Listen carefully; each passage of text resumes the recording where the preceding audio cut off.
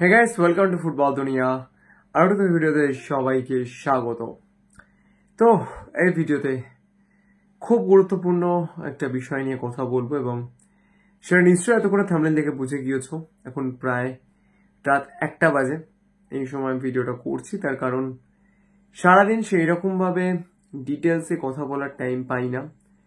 কিন্তু কয়েকদিন ধরে একটা জিনিস লক্ষ্য করছি যে কিছু মানুষের, মানে হাতে গোনা কয়েকজনের, মানে আমার চ্যানেলের টোটাল যত ভিউয়ার্স রয়েছে তার মধ্যে হয়তো 2% কি 3% মানুষ তারা কয়েকটা মন্তব্য করছেন এবং সেই মন্তব্যগুলোর জিস্ট করলে মোটামুটি একটা জিনিস আসে যে আমরা যারা ইউটিউবার্স, মানে সত্যি যারা অনেস্টি নিয়ে কাজ করি এবং চেষ্টা করি যে অথেন্টিক আপডেটসই তোমাদের সামনে তুলে ধরতে, তারা সবাই ফুল, তারা কেউ কিছুই জানে না।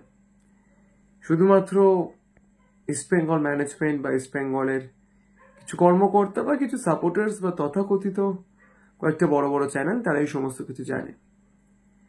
তো কয়েকটা ব্যাপার আমি একটু ক্লিয়ার করে দেবো আজকের ভিডিওতে, যে কেন, কি কারণে আইএসএল এর অন্যান্য টিম এবং তার মধ্যে অবশ্যই রয়েছে Mohun Bagan super giant, Mumbai city এফসির মতো টিম, যারা খুব ইজিলি একের পর এক ভালো প্লেয়ার্সদেরকে সাইন করিয়ে ফেলছে।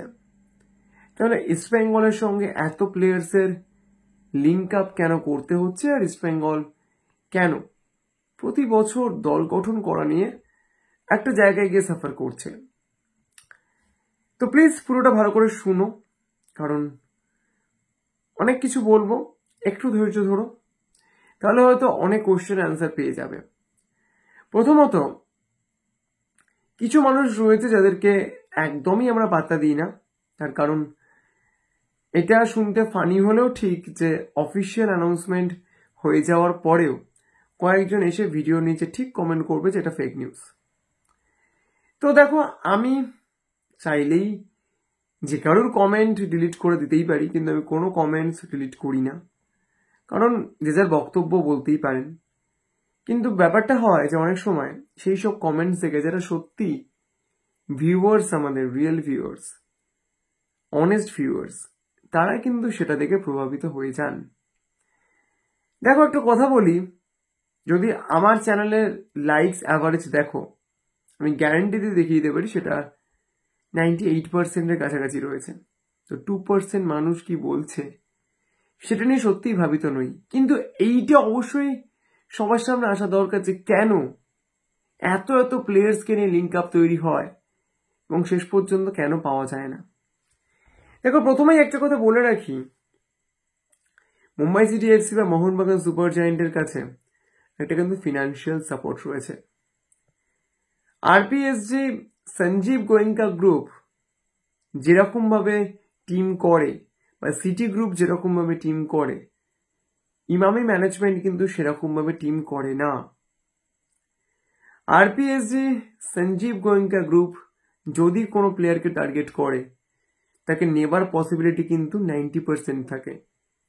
ইভেন সেক্ষেত্রে তারা কিন্তু একটা প্রজেক্টকে সামনে রেখে এগোয় এবং যে ফুটবলারটিকে যে পজিশনে দরকার, যার ব্যাকআপ হিসেবে বা ফার্স্ট ইলেভেন প্লেয়ার হিসেবে, তাকে কিন্তু সেরকম ভাবেই কন্ট্যাক্ট করা হয়।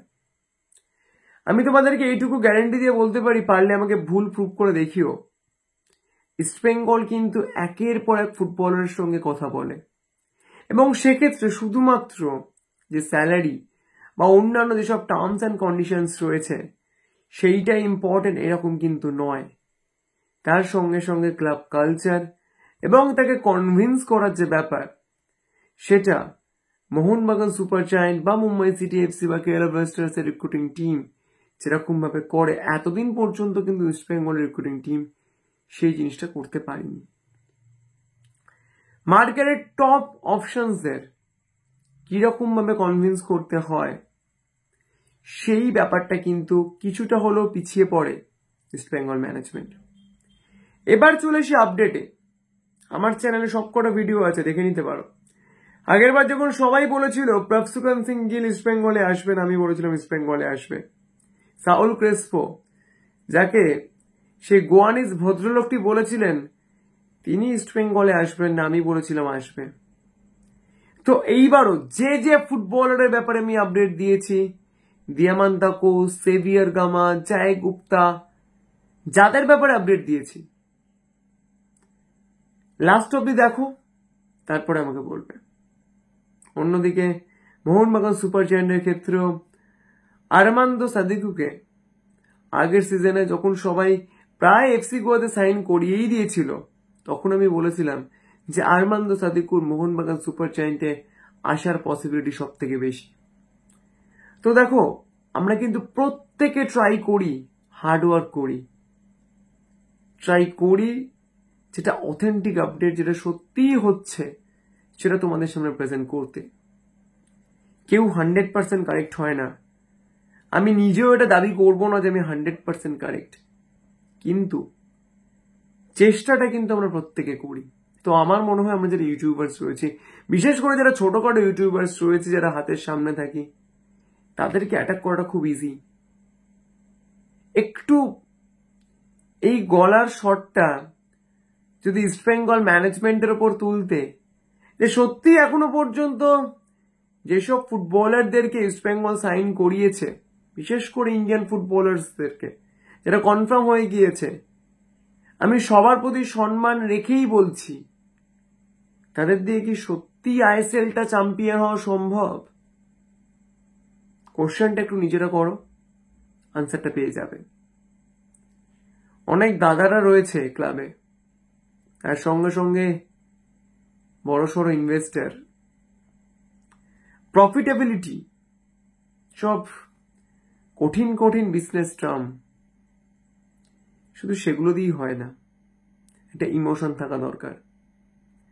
যখনই বিজনেসের সঙ্গে ইমোশনটাকে একদম প্রপার অ্যান্ড পার্টিকুলার ওয়েতে ব্যালেন্স করা যাবে, তখনই কিন্তু সাকসেস পাওয়া যায়। সেইটা কিন্তু সঞ্জীব গোয়েঙ্কা দেখিয়ে দিয়েছেন। এই কথাটা কিন্তু শুনতে খারাপ লাগলেও সত্যি। হ্যাঁ, কঠিন কঠিন বিজনেস টার্মসগুলো নিয়ে আমরা সবাই ভাবনা চিন্তা করি, কিন্তু বিজনেসটা আরো বাড়বে যদি আইএসএল এ কোনো একটা টিম ভালো পারফরমেন্স করতে পারে, নাহলে কিন্তু একটা না একটা সময় চলে যেতেই হবে। কোয়েস, শ্রী সিমেন্ট, এগুলো কিন্তু তার একের পর এক এক্সাম্পলস। তো আশা করব ইস্ট বেঙ্গল ম্যানেজমেন্ট পাস্ট থেকে যথেষ্ট শিক্ষা নেবে, they learn, they don't lose, এবং হোপফুলি এই সিজনে তারা ভালো টিম করবে। আশা করি সিনারিওটা বোঝাতে পেরেছি যে কেন একাধিক ফুটবলারের নাম উঠে আসে। আমি তো অনেক কম ফুটবলারকে নিয়ে কথা বলি, এছাড়াও আরো অনেক ফুটবলারদের নাম শোনা গিয়েছে। নিশ্চয়ই প্রিন্সটন রেবেলো, যে ফুটবলারটিকে নিয়ে একটা বড় মিডিয়া চ্যানেলের নাম নিচ্ছি না, প্রায় ইস্ট বেঙ্গলে পাঠিয়েই দিয়েছিল, আমি সেই ফুটবলারটির ব্যাপারে কোনো আপডেট দিইনি। পরবর্তীকালে তিনি কিন্তু অন্য টিমে চলে গিয়েছেন। তো এরকম প্রচুর এক্সাম্পল রয়েছে, দেখো ধরে ধরে ওরকমভাবে বলবো না, কিন্তু ইস্ট বেঙ্গল ম্যানেজমেন্টকে আরো বেশি প্রফেশনাল হতে হবে, তাহলেই হয়তো এই ব্যাপারটা থেকে বেরিয়ে আসতে পারবে ইস্ট বেঙ্গল টিম। তো চলো, যে কজন ভিডিওটা দেখবে কেমন লাগলো অবশ্যই কমেন্ট বক্সে জানিও। আর এখনকার মতো এই পর্যন্তই ছিল। যদি ভিডিওটা ভালো লাগে তবে লাইক করে দিও, মনে করো আমার চ্যানেলকে সাবস্ক্রাইব করতে ভুলো না, কারণ সব চ্যানেল মধ্যে তোমরা সাবস্ক্রাইব করলেই কিন্তু আরো ভালো ভিডিও নোটিফিকেশন পাওয়া যায়। তো চলো এখনকার মতো এই পর্যন্তই, দেখা হচ্ছে পরের ভিডিওতে।